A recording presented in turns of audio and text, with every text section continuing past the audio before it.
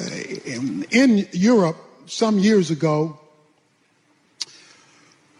in an asylum, a sanitarium, a test was set forth to determine whether someone was sane enough to be set free from the sanitarium, whether they had gotten enough intellectual stability to be let go.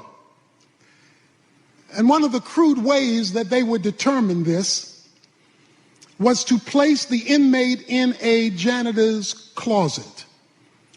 They would turn the water on and put a stopper in the sink. Let the water fill up the sink and run over. They would give the inmate a mop. They would tell the inmate to clean up the mess as the water ran over from the sink that had the stopper in it. They would then leave the room for a couple of minutes and leave the inmate alone, whose task it was to mop up the mess. When they came back a couple of minutes later, if the water was still running with the stop in the sink and they were still mopping, they knew that person was not ready to go anywhere, because they did not have the capacity to understand the root of the problem. For hundreds of years, the church in darkness was trying to get people to mop up their sins through effort and merit, through indulgences. The then known Catholic Church, the Universal Church, had descended into a darkness that was engulfing Christianity, so to speak. Martin Luther rose up in 1517, and he came to Wittenberg door and he pulled the stopper out of the sink. He told people, you don't have to keep slinging your mop. You don't have to keep self-effort to make yourself acceptable to God, because acceptance with God is by grace alone. And that one of the five solas led to the Protestant Reformation, of which we are beneficiaries. When a person is in a contest and they win, they get a trophy. When a person is being recognized for an achievement, they get a reward. And when a person goes to work every day, they get a wage. But when you get a wage and you haven't worked, when you get a trophy and you haven't played, when you get an award and you haven't achieved, that's called unmerited favor. And at the heart of grace is unmerited favor. Grace can be defined as the goodness of God to people who do not deserve it, could never earn it, and could never pay back for it. For it is the God of grace that offers his goodness to undeserving mankind. And it was the rediscovery of grace that led to this Reformation, so that people could understand the biblical way to salvation. Grace is all that God is free to do for us, independent of us. According to Romans 11:6, grace is apart from works. For if it is of works, Paul says, it cannot be any longer of grace. And so what was reignited in the Protestant Reformation was an understanding that salvation cannot be earned, bought, paid for, or merited. To appreciate grace and to understand it, we have to understand the backdrop of our need for it, which will lead to the implications of it. A man came to a doctor one day to get the results of his test. The doctor said, I have some bad news for you, and then I've got some really bad news for you. Which do you want first? He said, well, what's the bad news? The bad news is I've examined your test, and you only have 24 hours to live. He said, well, that's the bad news? Yeah, that's the bad news. He said, then what's the really bad news? He said, I forgot to tell you yesterday. The need for grace comes up against some bad news and some really bad news. Paul says in Ephesians chapter 2 that you were dead in your trespasses and in your sins. That the human race was spiritually separated from God. And that was really bad news. He goes on to say in those opening verses that the world, the flesh, and the devil had teamed up to condemn the human race to a virus called sin for which it could not heal itself. That no amount of human effort, no matter how well-intentioned, could solve the problem of sin in the human race. The Bible declares that all have sinned and fallen short of the glory of God. And he calls that spiritual death. Now, granted, we do that at different levels of decomposition. In the coroner's report, some are really dead. Some are sophisticated and dead. Some are rich and dead. Some are poor and dead. Some are black and dead. Some are white and dead, but all are equally dead, separated from the life of God. You know, in days gone by, funerals were very crude. People would die, and then they would be put in wooden boxes, and after put in wooden boxes, they would be put in horse-drawn carriages. They would be taken to the cemetery, and then this wooden box would be laid in a grave, dug by hands and shovel with ropes wrapped around the top and wrapped around the bottom to lower them in. But when you die today, you die in style. There isn't a wooden box, there's a bronze casket. There's not a horse-drawn carriage. There is not only a limousine, but a fleet of a limousine led by two motorcyclists out in front. You've always wanted to stop traffic. You get to stop traffic that day and go through red lights. You find yourself at the internment, not with ropes around the casket, but being lowered down by a nickel-plated machine. But I'm here to tell you, whether it's a horse-drawn carriage or a limousine, whether it's a wooden coffin or a bronze one, dead is still dead. And so while people have different levels of decomposition and different atmospheres around their grave experience, the Bible has declared that all men are equally dead and separated from the life of God. But then Paul goes on in the chapter and introduces two words that can change any situation. But God. He introduces two words that can reverse any scenario. But God. He introduces two words that can open up graves and unhook caskets and dig out dirt and make dead things live again. He says, but God. And then he introduces us to how we got grace. And he throws together some theological terms that is easy to read, but equally easy to miss. Listen to what he says.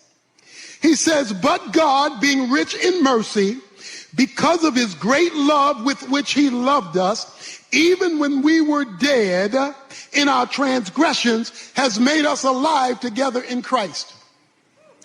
He says that God had to have a discussion among his attributes, that he had to get together with himself by himself about himself. He says on one side there was the wrath of God, because he says in verse 3, we were children of wrath. Because God's perfection and his justice demands his wrath, because he cannot negotiate with sin, skip sin, flip sin, ignore sin. He must react to sin, because that's just the way he is. His just, perfect righteousness must react to that which is contrary to his nature. He cannot act like wrath is not part of his nature. But on the other side of his character, according to verse 4, was because of the great love with which he loved us and the mercy he wanted to extend to us. So on one side is justice and wrath, and on the other side is love and mercy. The biblical definition of love is the compassionate and responsible care for the well-being of somebody else. The biblical definition of mercy is not giving what a person deserves. So now we have a conflict of attributes. We've got wrath and justice, which must be mediated out. And we've got love and mercy, which is desired to be expressed. How can the desire to express love and mercy deal with the reality that justice and wrath must be executed?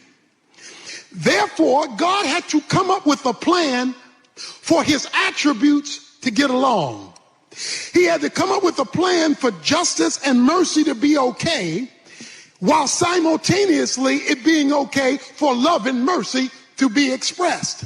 Since he could not look to his creation in order to resolve the problem, because the creation was the problem, he had to come up with an answer to address the conflict within the attributes, given the sinfulness of man combined with the desire of God expressing his love.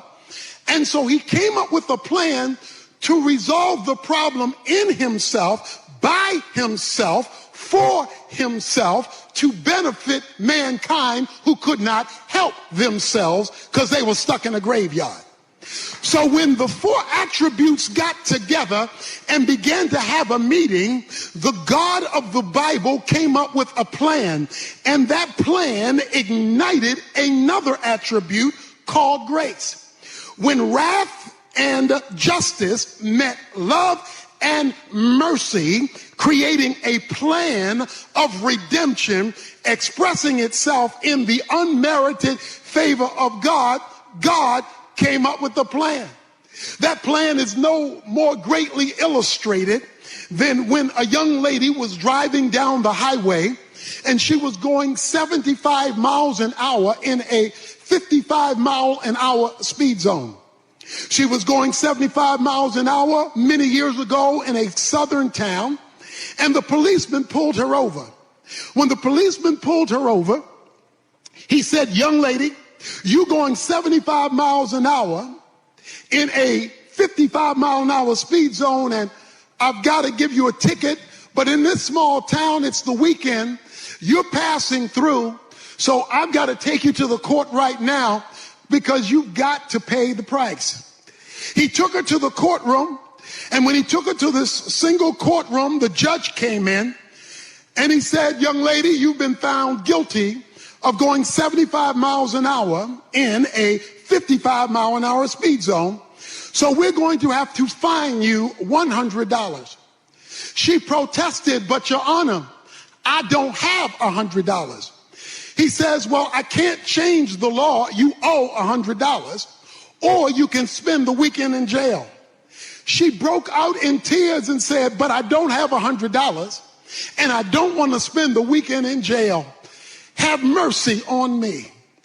As the judge looked down at her cry for mercy, he did something that astounded the bailiff and the policeman who brought her in. He pushed back his chair from behind the podium. He zipped down his robe. He left the bench. He walked and picked up his jacket, walked beside the young lady, reached in his pocket, took out $100 bill and put it on the bench, unhooked his jacket, went back up and picked up his robe, zipped up his robe, went back to the bench, picked up the gavel.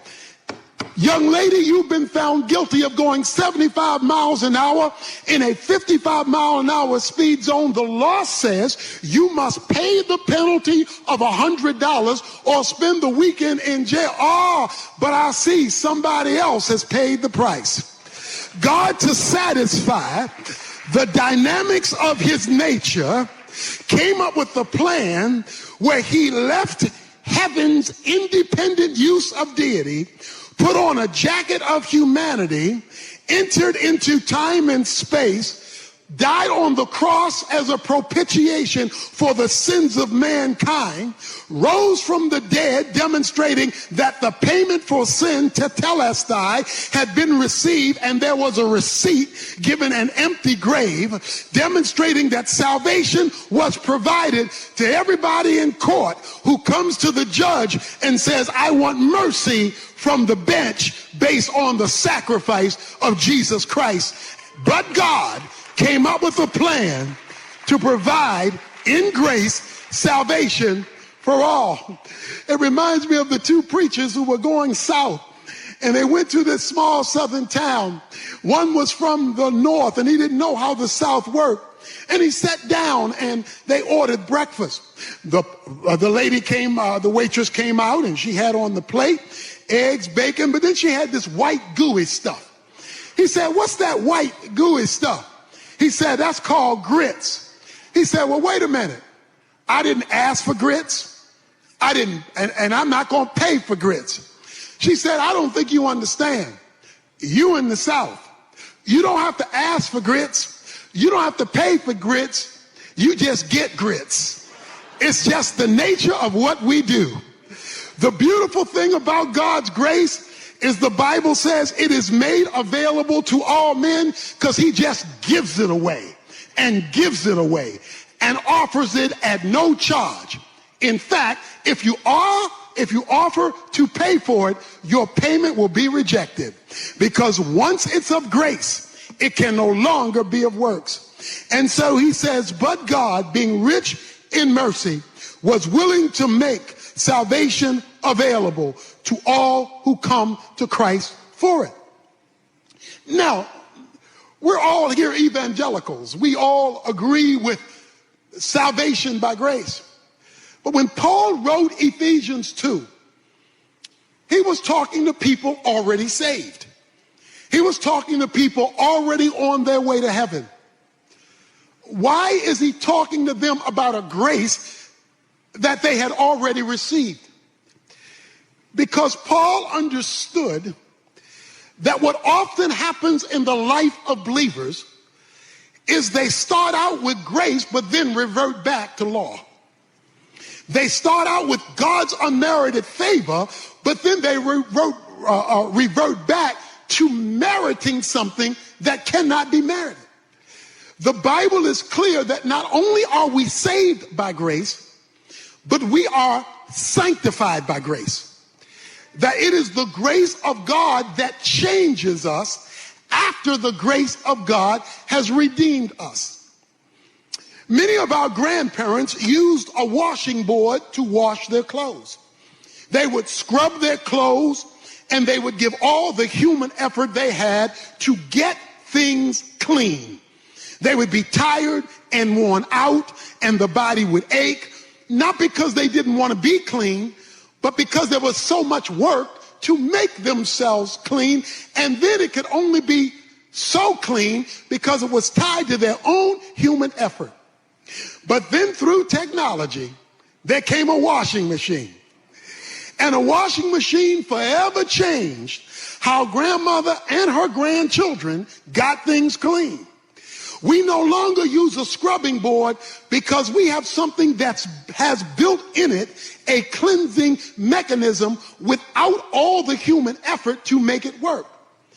What would you say to a grandmother for whom you purchased at no charge to her a washing machine who still insisted on using a scrubbing board? you would tell her she doesn't understand what she has. That what I have given you is much better than what you can pull off on your own.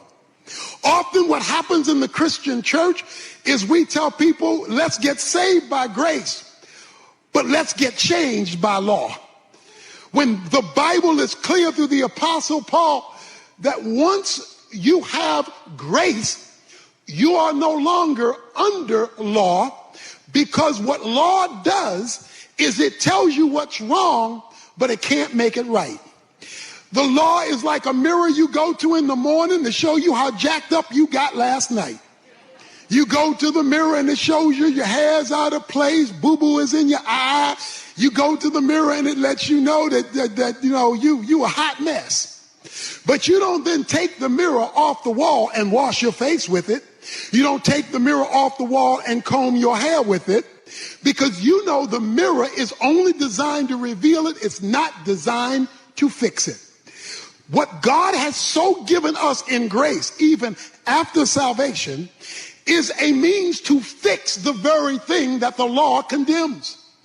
But because we either do not understand grace, do not trust grace, or do not utilize grace, we do not experience the flow of grace. And Paul says in Galatians 5 verses 1 through 4, when you lose sight of what grace is, you fall from grace. And when you fall from grace, you are severed from Christ. So there are evangelical Christians who are cut off from Jesus Christ while they go to church, cut off from Jesus Christ while they have devotions, cut off from Jesus Christ while they sing praises, because they are living lives independently of a relationship with Christ by grace and not by merit. Now, when we understand this, he says in Galatians 2 that this grace that God has provided creates a relocation.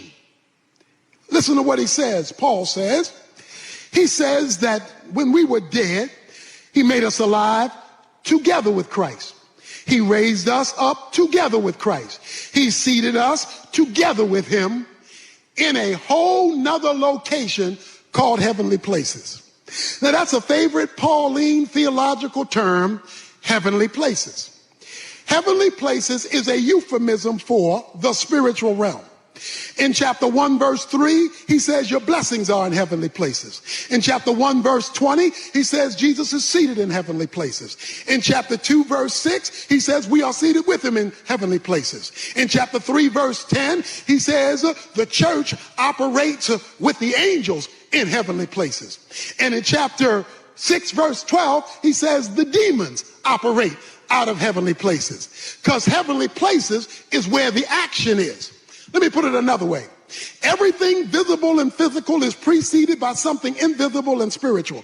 Everything visible and physical is preceded by something invisible and spiritual. So if you want to fix the visible and physical, you've got to address the invisible and spiritual. If you do not address the invisible and spiritual, you will not be able to address the visible and physical, because the visible and physical, which is the result of the invisible and spiritual, emanates from a whole nother realm called heavenly places. The job of grace is to cause us to operate from a whole different atmosphere than the atmosphere we live in. We live down here, but we're to operate from the atmosphere up there if we are to partake of the grace up there that has been disseminated for our responsibilities down here. And it is only when we grab grace at that level. In fact, he goes on to say in verse 7, grace is so spectacular, this thing that the Protestant Reformation got going and that we're still having to learn about, it is so awesome that in the ages to come, that is quadrillion years from now, when I meet you at the corner of Gold Street and Silver Boulevard, he says in the ages to come, God will be manifesting his grace. Translation, you ain't seen nothing yet. Because God is infinite, he is going to expose himself, since there will be no competing sin, so that every day, in fact, there is going to be so much grace In eternity, God is wiping out night so that you don't miss anything. He's going to give you a glorified body that can't get tired. He's going to keep it daylight forever, so that forever all you're going to see is God showing up, showing off. You're going to say, ooh, wow, God, ooh, did you see that? I mean, it's going to be nonstop exposure of infinitude by an infinite God in the ages to come. This is why he wants you to know, by grace, the famous verse 8 and 9, you have been saved. He says the Greek word for saved means to be delivered or rescued. He says all this is by grace. And it is by grace, and you are connected with him. You know, I've been the chaplain for the Cowboys, chaplain for the Mavericks. And when I do the Mavericks, they give me 4 tickets. They give me 4 tickets. I do the Maverick chapel. I tell some of the guys in church, I say, don't go on your own. You come with me. Because if you come with me, they charge you $15 a car to park. You don't have to pay to park because you're with me and I get a free parking pass. So you come with me. That saves each one of you $15 from parking. When you come with me, we're not going through the general public entrance. We have a private entrance. And we have a private entrance because I can go through that entrance. But if you're with me, you go through that entrance too. Not because of who you are, but because of who I am. When we go downstairs, there's a 4-course meal. You don't have to go buy food like everybody else because I eat for free, but you're with me. And since you're with me, you eat what I eat at no cost to you because you are with me. We then go in and we watch the game. When the game is over and everybody else is in a hurry to leave, we're not rushing because we're not going the same way they're going. We going up a private ramp, to a private elevator, out a private door, to a private parking lot, and we will be halfway home before most people have gotten to their cars, and that whole evening will occur because you're with me. So if you just hang with me, the rights and privileges of benefits that accrue to me, I can share with you, not because of who you are, but because of who I am. Jesus says, by grace, you're with me. And the rights and privileges of grace gets transferred to you, not because of who you are, but because of who I am. And if we would ever learn this thing of grace, that he says it is with him. So the point is, to experience more of grace, you must experience more of him. If you're in trouble with the law, you need more than a law book, you need a lawyer. If you're in trouble with a doctor, you need more. If you are unhealthy and need a doctor, you need more than a medical book, you need a doctor. If you are being attacked by criminals, you don't just need a penal code, you need a policeman. In other words, you need the visible manifestation of the book. Whatever's in that book, you need a living person to make that material in the book come alive to you. That is why Titus chapter 2 verse 11 is so critical. For the grace of God has appeared to all, bringing salvation to all men. And then he goes into, we look to Jesus Christ because he is the dispenser of grace. That is why what Nick is talking about is so critical, because the more Jesus you have, the more grace you get. The less Jesus you have, the less grace you experience. So it is the relationship with a person that allows him to dispense the grace that he offers, which is his sufficiency for the life that he's called us to live. Grace is like Niagara Falls. It just keeps on rolling. Fish don't run out of water, animals don't run out of foliage, and we don't run out of oxygen because of the abundant supply. And since God has got enough grace for you, your life, your ministry, your program, and he doesn't run out of it, that relationship allows him to dispense not only what the Reformation called for, salvation by grace, but sanctification by grace, sustaining by grace, transformation by grace. It's all about the grace of God when we operate from heavenly places. Now that the introduction is over, he throws the zinger in here. He's been talking for 9 verses about grace. He's used grace 3 times in Ephesians chapter 2. You're saved by grace. You're sanctified by grace. By grace are you saved, not of works. It cannot be merited.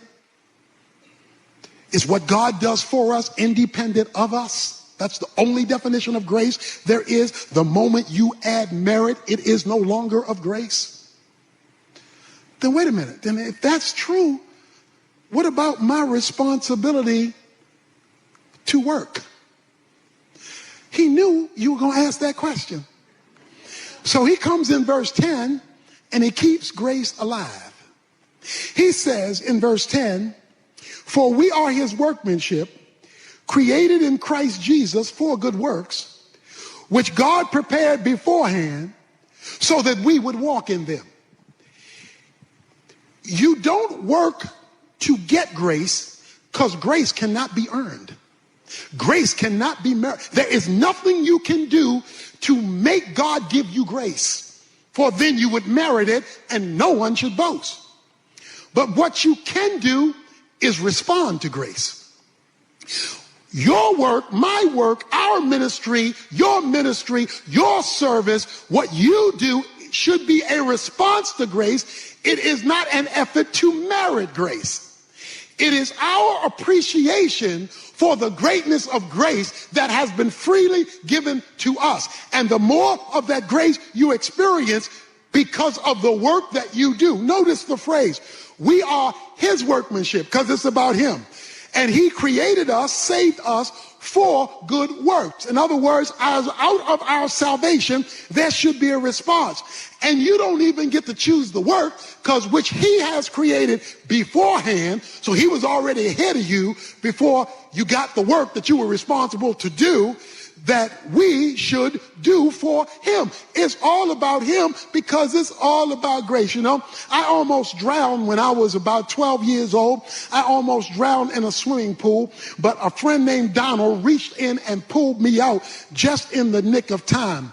I got so shook up by that experience, I went on to become a lifeguard. I became a good lifeguard 50 years ago and 50 pounds ago. I became an excellent lifeguard, and then I graduated to be a water safety instructor, because a water safety instructor trains lifeguards how to lifeguard. You see, when I got delivered from drowning, I developed a passion to deliver other folk from drowning. So having been delivered myself, I became a lifeguard and a water safety instructor so I could give to others the very deliverance that I had experienced myself. You see, when you never forget where God brought you from, when you never forget where you were drowning in the graveyard of sin and death, you can't help but show appreciation by becoming a spiritual lifeguard and delivering others through good works. Not to earn grace, because grace cannot be earned, but to respond to grace, because grace is great when it is given. He says that this grace is God. You know, there's a movie, The Hanging Tree. The Hanging Tree with Gary Cooper. This is an old movie. Gary Cooper is a doctor, and he's in an old western town. And this young man gets shot. And Gary Cooper goes, and Gary Cooper works with him and takes out the bullet and saves the man's life. The young man said, "Doc, you saved my life. What can I do for you?" The doctor looked at him and said, "Well, I tell you what, you can be my assistant, and you can be my assistant for the rest of your life, because that's how long you would have been dead if I hadn't saved you." When you understand that God has saved you for eternity, it's okay to give him a few years of your life in history, giving him an appreciation for the magnificent grace of God.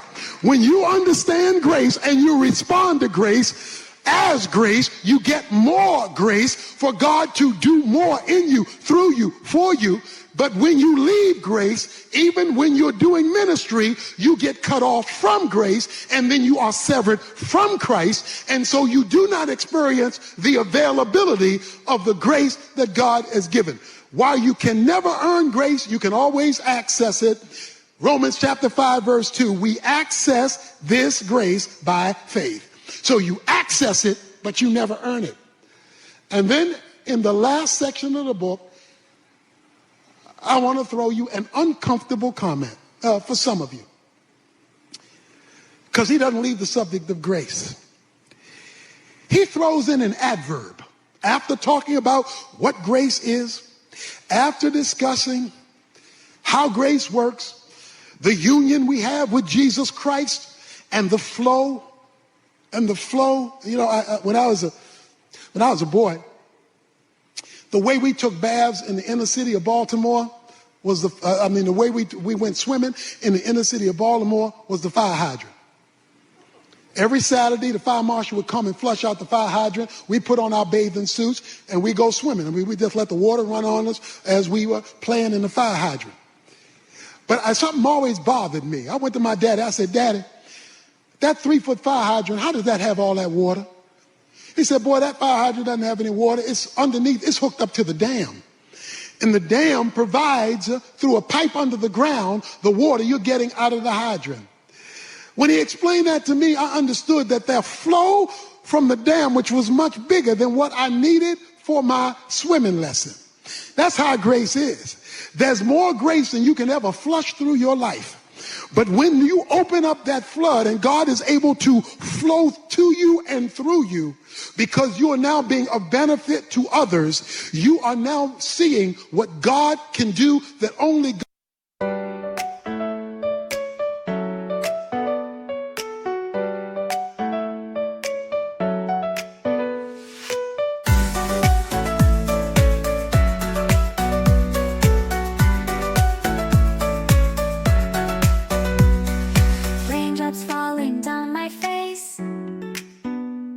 Like tiny tears in a happy chase, hopping through the puddle sea, colors dancing wild and free. Skies are gray but I don't mind, cool raindrops on my skin I find, kicking off my Saturday, watch the clouds just drift away. Rainbow in the rain, what a sight, colors shining oh so bright, dancing in the streets so bright, everything will be alright.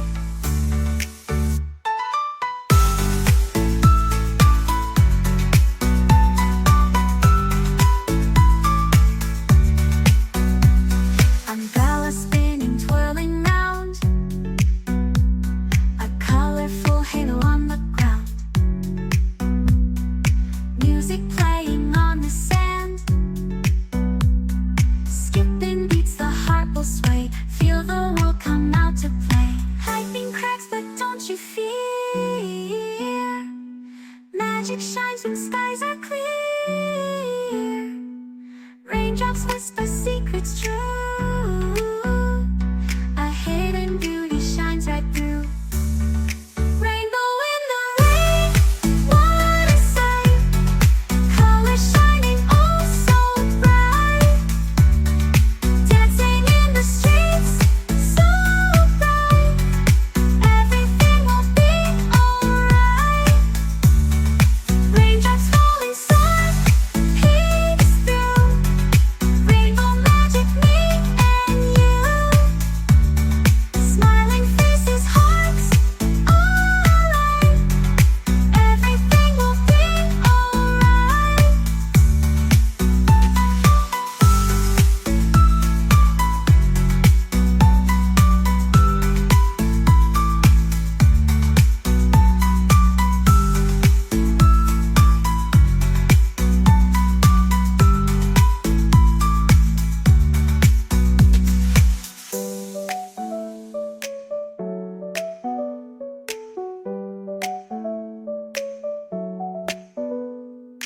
Raindrops falling, sun peeks through,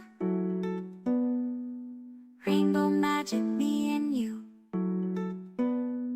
smiling faces, hearts alight, everything will be alright.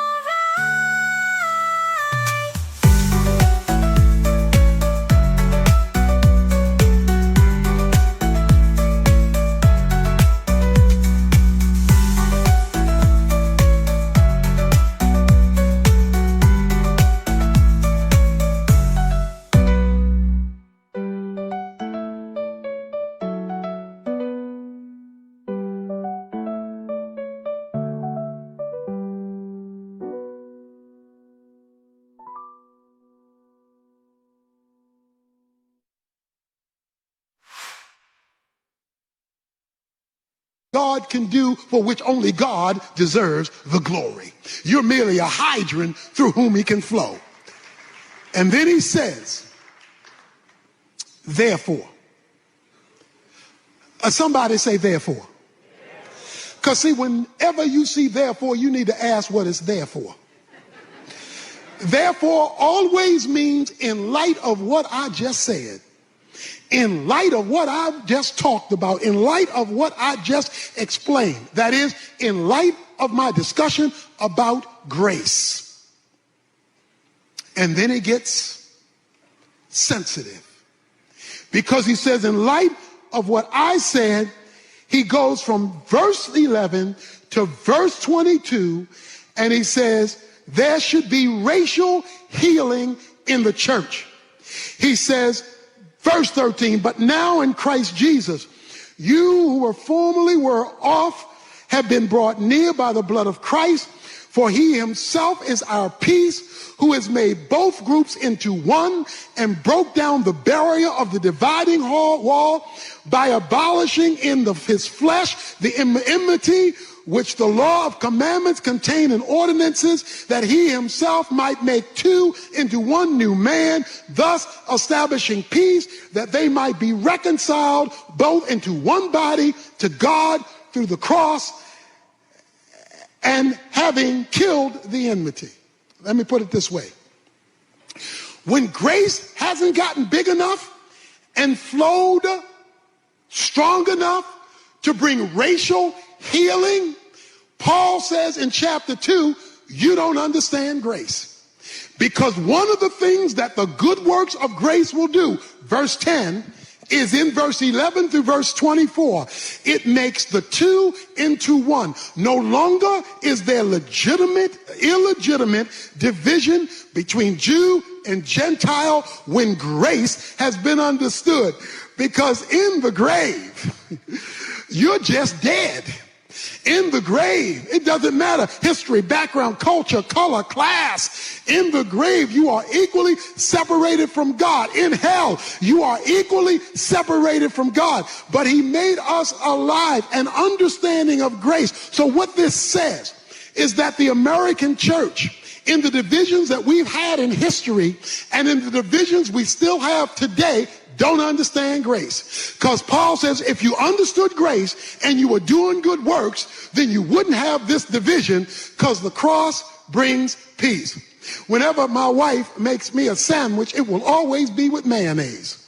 I don't eat mustard sandwiches. I am not a mustard guy. I am a mayonnaise guy. Now, mayonnaise has some ingredients that don't get along. Two ingredients in mayonnaise that don't get along is oil and water. Mayonnaise has oil and water. No matter how much you stir it together, push it together, force it together, oil and water are going to go back to their different end zones, because they understand their component parts are not meant to get along. But the reason I can eat mayonnaise is because of a process of emulsification. Emulsification is a process of taking two things that can get along and bringing them together in harmony to create something new, special, and in my case with mayonnaise, tasty. So the reason why I can eat mayonnaise is because introduced to oil and water is egg. And what egg does is egg reaches out to oil, then egg reaches out to water, and I say, no, I know y'all don't like each other. I know y'all weren't raised together. I know y'all come from different backgrounds, but Evans wants some mayonnaise. So what I'm going to do is I'm going to reach over here, and I'm going to reach over there, and even though you don't relate to each other, both of you relate to me. And if I can get you water to relate to me and you oil to relate to me, I'm going to intermix with both of you so that Tony Evans can have a mayonnaise sandwich when it's time to eat. Guess what grace does through the cross of Jesus Christ? It reaches out to the black guy. It reaches out to the white guy. It reaches out to the poor guy. It reaches out to the rich guy. I know y'all come from different backgrounds, different histories, but my cross and the grace dispensed from it can take folk who are divided and bring them back together again. That's what grace does. And when grace is missing, Paul says there is division in the body. That's why I love the story. And I know I'm out of time, Jerry. I'm winding down. But this is getting good to me. That's why I like the story in Galatians chapter 2. Because Peter is eating ham sandwiches with the Gentiles. Peter's in, because see, he got that thing on the roof in Acts chapter 10 where God told him, don't call unclean what I call clean. And now, he had heard about pork chops, chitlins, and pig feet, but he had never tasted it because that was an unclean animal. But now that he had to go to Cornelius' house, he found out those folk on the other side of the track knew how to cook. And so now in Acts chapter 2, verse 11, he's eating some ham sandwiches with the Gentiles, some pork chops with the Gentiles, some pig feet with the Gentiles, some hog maws with the Gentiles, and some chitlins with the Gentiles. He's just having a pork-eating good time. But then, while he's eating with some of his homeboys, some of his boys from the hood showed up. Some of the Jews sent from James showed up and saw their Jewish pastor eating with them people on the other side of the tracks. When he saw that, he said, I can't be with y'all anymore because I might offend my own race. So he got up and went back to the Jews in order not to let them be upset with him because he was fellowship with these people over here. We got to live with them in heaven, but that don't mean we got to eat with them on earth. So Peter got up, and the mist in the pulpit is a fog in the pew. It says when Peter got up, the rest of the Jews who were with him got up. So they got up too. It goes one step further. It says even Barnabas was carried away by their hypocrisy. Not my boy Barney, anybody but Barney. Barney was born in Cyprus. Cyprus is a Gentile colony. So he was born in Gentiles, went to school with Gentiles, raised with Gentiles, played ball with Gentiles. But that's how bad racism, classism is. It'll make a good man bad. So Barnabas got up and he left too. And they would have gotten away with it except for one thing. Paul wanted some pig feet too. So Paul shows up and Paul says, when I saw what Peter did, I condemned Peter before them all. But guess why? Not because of racial reconciliation, not because